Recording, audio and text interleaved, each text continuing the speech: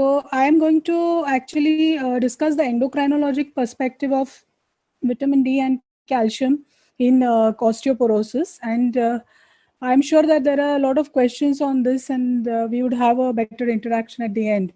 So to begin with my talk, you can understand this slide that there is a lot of interaction which is happening at the bone level in terms of the osteoclastic resorption and the formation, and this is a lifetime process. So I'm sure we all know that the turnover of the bone is a dynamic process. It doesn't remain the same all throughout the life. There are many factors which affect this process, and calcium and growth factors and many hormones are still as a catalyst, you can say, in this whole process. And because hormones itself are dynamic, we expect that there is a dynamic process which keeps on changing even in the bone all throughout the life. So when we are talking about two major factors, the calcium and vitamin D are the two key factors when we are talking about bone mineralization.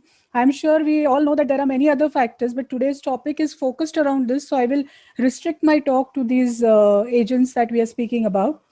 So sunlight is a major source through which vitamin D is produced in the body, and through the skin, the dehydrocholesterol, which is the precursor, is converted into cholecalciferol. So this is a prime mechanism through which the sunlight actually acts. And here is the majority of our vitamin D deficiency actually starts over here, all over the world. So the skin changes, the genetic changes in the skin is what determines this conversion. Secondly, cholecalciferol gets converted in the liver by 25-hydroxylase enzyme to a 25-hydroxy vitamin D3. Now, this is an essential step. Why it's so important? Because this is the place where all your drugs are going to get metabolized. So if you see drug-induced causes of osteoporosis, most of the drugs are the ones which are acting on the liver enzymes. So these are the patients, especially anti-epileptic agents and drugs which are acting through the liver pathways are the drugs which are going to cause vitamin D deficiency. And then the third thing is the kidney conversion. So you see that the 25-hydroxy vitamin D3 is converted into 125-dihydroxy D3 in the kidney through the alpha hydroxylase enzyme, 125-dihydroxylase enzyme. And this helps in maintaining the acute dynamic calcium balance in the body. So this is an essential step which is occurring to maintain a calcium homeostasis in the whole circulation. So what is important is that nearly 10,000 to 20,000 international unit of vitamin D is being produced within a span of 30 minutes when the body is exposed to sunlight. So this is an important aspect, that sunlight exposure is a very important part of getting vitamin D supplies in the body. Then coming to the calcium and vitamin D interrelation, we know that vitamin D is required for gut resorption of calcium. So whenever there is a decrease in the calcium in the circulation, all these mechanisms which are active in the gut and in the kidney are get overactive. So the parathyroid starts pouring in more parathormone, the kidney starts absorbing more calcium, the gut starts absorbing more calcium so that the calcium homeostasis is maintained. And in this bargain, what happens is that the bone starts losing the calcium to maintain this homeostasis of calcium. So these are the sources through which the calcium in the blood will be maintained at any cost, because we know that serum calcium in the normal range is essential for survival. So body tries to adapt to this mechanism by trying to get maximum supply of vitamin D, then maximum gut resorption of calcium, then the PTH will increase so that the bone gets resorbed and the calcium pours into the circulation, and this calcium resorption from the kidney becomes more efficient. Now, at times, what happens is that in vitamin D deficient state, this whole chain goes for a toss. So there is an imbalance in this whole pathway, and this process cannot be started and cannot be continued at the renal and the gut level, and that is why the bone suffers. So bone suffers and parathyroid hormone starts increasing as a result of this. So that is why you get secondary hyperparathyroidism and you get bone resorption, you get osteomalacia, and you get osteoporosis. So it is important to maintain a normal supply of calcium. Most of the times my clinician friends or patients say my serum calcium is normal. Why do I need calcium? So this is an important thing that we have to explain to our patients, that the calcium reserve needs to be normal, not the calcium level. So the calcium reserve, these sources of calcium reserves are depleted in most of our patients, and that's an important thing why you require a RD or supplementation of calcium even if the serum calcium level is normal. So it's an essential duo. So in case of a normal calcium supply or a positive balance, this whole chain is maintained and the bone doesn't suffer. But when this calcium goes into a negative balance, this is the time when the kidney becomes hyperactive in terms of resorption. Then in terms of parathyroid hormone, there is excessive PTH production, which leads to bone resorption excess. And this also causes a poor bone mineralization in the bargain. So the calcium deposition goes on the lower side, and that is why these patients become prone for osteoporosis. So globally, the scenario is the same. You can see that overall the intake of calcium is less than 500 milligram throughout the day. And I'm sure all of you are aware that at all ages you require always more than 500 milligram calcium, irrespective of which age you belong to. So the overall intake of dietary calcium is very poor globally, and India is not far from behind. So the epidemiology of osteoporosis is actually showing a worsening trend over years. So you see that even in India, the figures are alarming. So nearly 26 million osteoporosis cases in 2003, increasing to 50 million, doubling. And 1 in 3 women over 50 will experience osteoporotic fracture, as well as 1 in 5 men would experience the same kind of osteoporotic fracture. So this is important, that it's an alarming sort of a disorder. It's a silent disorder. We hardly come to know unless the bone is actually fracturing. And we are on the, you can say, the preventive end, and probably the orthopedicians are at the treating end. But nevertheless, it needs to be a awareness strategy in terms of preventing bone resorption. Then coming to the pathophysiology of osteoporosis, there is this process of resorption and formation has a regulated or stipulated time. You can see that this resorption process takes around 3 weeks, and 3 months is required for bone reformation. But when this time period goes for a toss, when the resorption exceeds and becomes more speedy than the formation, this is the time when the actually osteoporosis starts setting in, and this is the beginning of osteopenia and then worsening of osteoporosis. So what are the factors which lead to? There are multiple factors. We'll come to that. So what happens is that the impact leads to an increased fracture risk and mortality. And you can see that the lifetime fracture risk for a woman is around 53.2% and 20.7% in men. Men have an increased mortality though, and you can see that they are they are known to be an important cause for limited mobility, disability also, and especially in patients with diabetes, it worsens the whole comorbidity. There is a prevalence of depression associated with fracture risk. Then pain is also a nagging problem, and even if the fracture is treated or healed, the pain continues. So this is a very common happening. Hospital admissions tend to increase. Nursing home care and the discharge times are delayed if there is a presence of osteoporosis, especially in patients with hip and vertebral fracture. And of course, we know that DVT and pulmonary embolism are very common cardiovascular complications with these conditions, and it is one of the important causes for mortality. If you see, there are three main causes of death overall in the world. One is cancer, second is osteoporosis, and third is diabetes. So basically, all these things put together, osteoporosis becomes an important disorder to be treated. So this is the same thing which shows that totally number of fragility factor. This is the European data, is nearly about 2.7 million, which is again a major economic burden to the healthcare system. So what about the prevalence in males and females? You can see that in the males, the prevalence is around 20%, but in females, there is a sustainable increase in the risk of fracture prevalence in vertebrae after the age of menopause. So 50 to 59 onwards, the females start increasing their risk significantly. We all know that estrogen is protective to the bone. So they are protected till the age of menopause as compared to their male counterparts, but eventually they tend to equate the male counterparts by the age of 70 years. This is interesting article which shows that in COVID-19 in China, there was still a rising trend towards hip fracture. And you see that the reason was low energy falls. So trivial falls even at home. And even if they were confined to their houses, the fractures still remain on the higher side.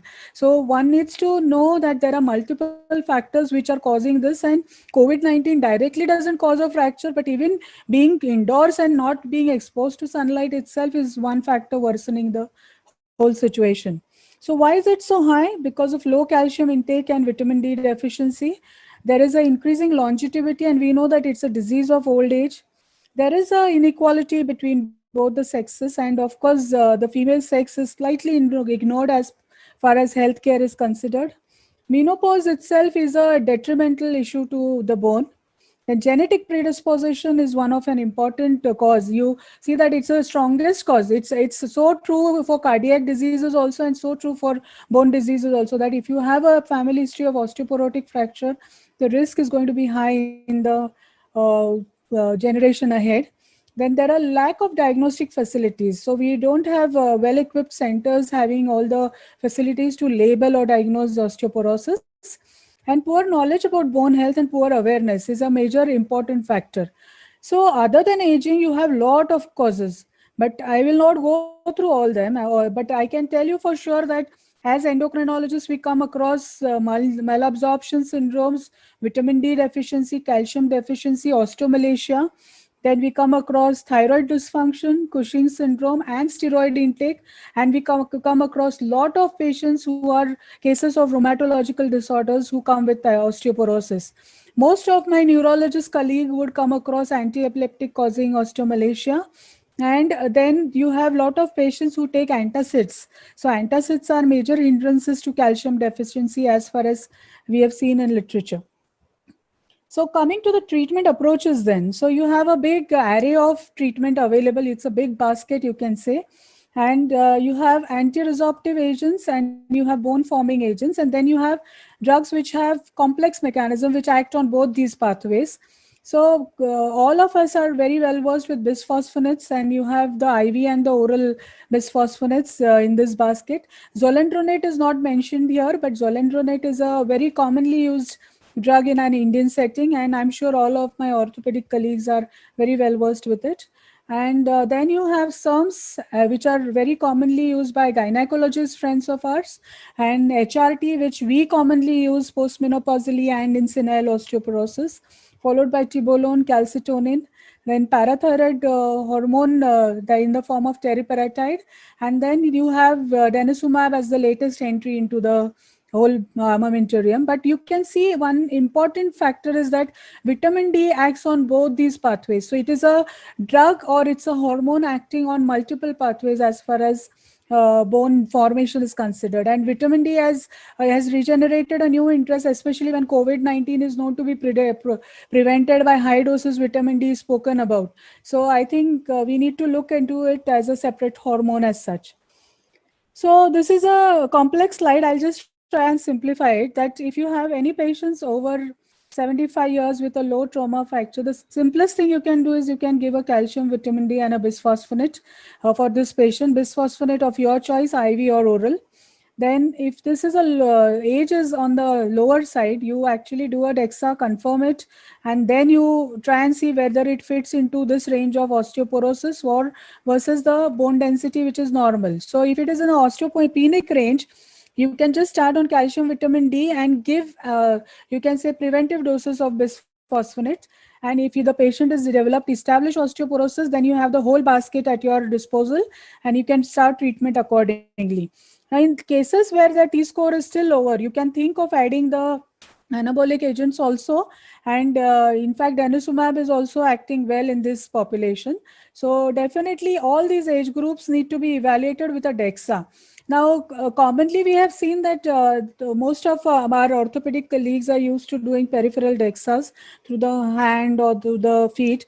It's a good technique to do a screening, but for diagnostic purposes I would always recommend, because all the guidelines are based on LUNA DEXA, I would recommend that you prefer using a LUNA DEXA instead of a regular peripheral ultrasound, especially when you're thinking of long-term therapy of osteoporosis.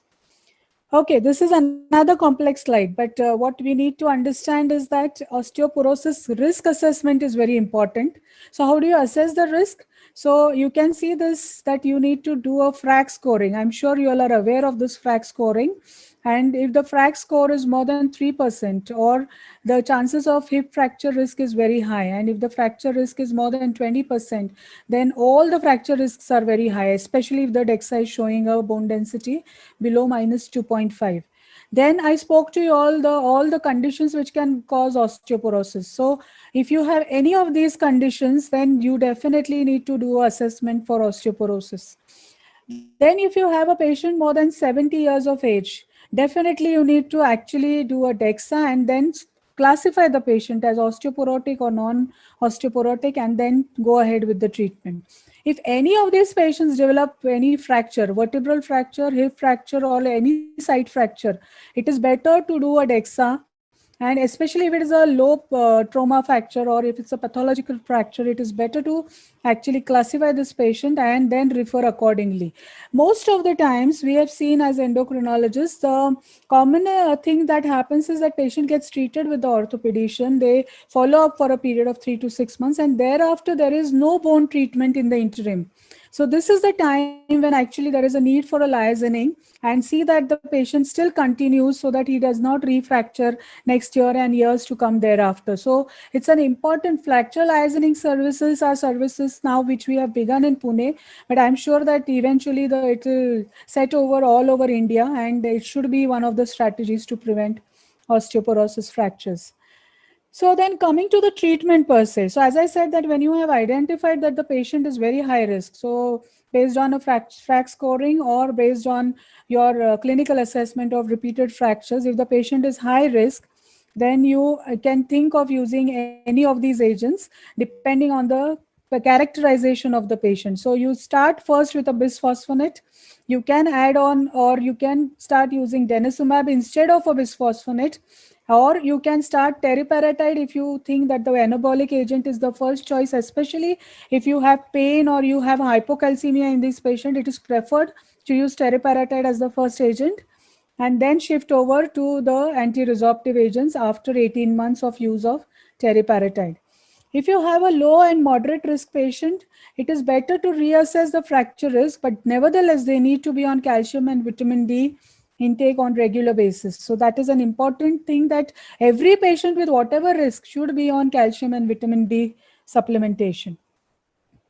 You have a lot of non-pharmacological therapies to reduce fracture, and you can see that alcohol reduction, caffeine intake decrease, exercise and strength training, then smoking cessation, then sunlight exposure, and of course supplementation is an important strategy. And this supplementation in the RDA dosage is enough for prevention of further worsening of bone health. So then we come to the calcium and vitamin D intakes then. So we all know that you can see this chart which shows that from 0 to 6 to 12 months, they have put a star, but I can tell you that everybody requires calcium right from the in utero fetus. So around in infancy, we tend to use about 50 milligram per kilogram weight calcium dosing. And usually this is given in the form of drops. And 1 to 3 years around, you can see that the calcium requirement goes to 700 milligram per day. Actually, in Indian setting, the whole thing begins over here when the child gets weaned off. This is the time when the child may not be on adequate milk supplement. So just to give an example, 100 milligram of calcium would come from 100 ml of milk. So I'm sure that 100 ml of milk is the maximum a small child could consume. So in short, the child is getting only 100 milligram of calcium in the day. So I think that the mothers need to be very well aware. We as doctors also need to train them. And this requirement goes to 1000 milligram and then 1300 milligram. And even till the age of menopause, it's around 1200 milligram. What this translates it that everybody of us require at least, for example, 2 tablets of calcium every day. Now, if you don't want to take 2 tablets of calcium of 500 milligram every day, it is better that you get 500 milligram through your dietary intake and 1 tablet of calcium on a regular basis, so that your bone, and I'm sure all of you are aware that the bone accretion occurs only till the age of 30 years. Thereafter, what you lose is the bone loss starts beginning. So it's a negative phase of bone hair that begins after 30 years. And this is the time that one needs to remember that you need to be very cautious about bone building up to the age of 30 years. Okay, then what about the vitamin D? So you can see that the vitamin D requirements by different societies and different guidelines tell you that anywhere around 600 international units is the average requirement in an adult. And in pregnant lactation, this increases to nearly 1500 and 2000. And in adults, you can can see that on an average they require about 1,000. So for in short, on an average, you can remember that every adult requires about 1,000 international units of vitamin D every day, and that has to be supplemented. Now, do we get that through our diet? No, really not. So definitely every one of us needs supplement. How much do we need? Around 1,000 units, international units per day is enough for actually supplementation, you can say.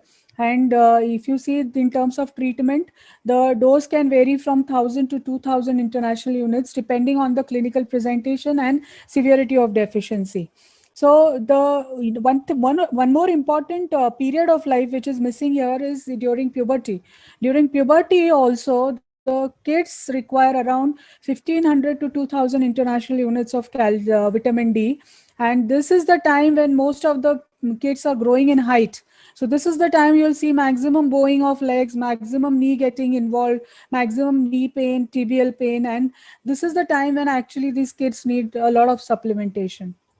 Okay, then you see that the major problem is that which vitamin D is to be used. So there has been a lot of variability in terms of the cholecalciferol contents of different preparations and formulation. And you can see that this is our Indian study by our own Dr. Khadgawat, and they found that nearly only 28.5% of formulations were having this kind of a bioavailability within the range. So what you need to ensure is that whatever vitamin D you are prescribing, is it really worth it and is it really bioavailable? That's an important thing to be understood. And you can see that as far as we talk about the Sanofi brand, especially the nanoparticles, the advantage of these nanoparticles is that the bioavailability of these nanoparticles as compared to the conventional brands is much, much better. And it has a 3-pathway absorption mechanism, and the compliance is better because you need not regulate with milk or with fat. And actually, for that matter, now we have stopped advising that you take it with milk. We are giving it in general with simple water, even when you are taking the tablet forms or even in the other formulations. But nevertheless, the absorption and the bioavailability is better with the nanoparticle technology. So this is the Depura, which is available, has more of the absorptive power. Bioavailability is better. Compliance is better because they have this combi pack, and usually patients don't tend to forget when they have had this pack, and at least a month of therapy is advised. So it depends on how you're prescribing, but on an average, every treatment patient would require 30 to 60,000 international units per month at least if you're giving on a daily basis. But if you are giving on a reservoir basis, you can give one bottle in a month's time for that replenishment. What about the technology then? I am not a very pharmacologist to guide you on this, but what I understand is that it makes the particles more lipid soluble and better absorbable. And this technology is something which is unique to the brand. What about calcium then? Again, this calcium, which is Ignite technology, this is a bilayered tablet, and it's you can see that it has both vitamin D and calcium, and both are in a very bioavailable format. And this it works mainly by helping the disintegration of the calcium tablet, and it actually is known to help in the gastric absorption itself, and they just slowly dissolvable. So you get a sustained calcium rise, and you can say that the overall the calcium absorption is better because it has an additional nano vitamin D3 added to it. So I think that's all in my presentation, and I'm happy to take all your questions at the end of the session. Thank you so much.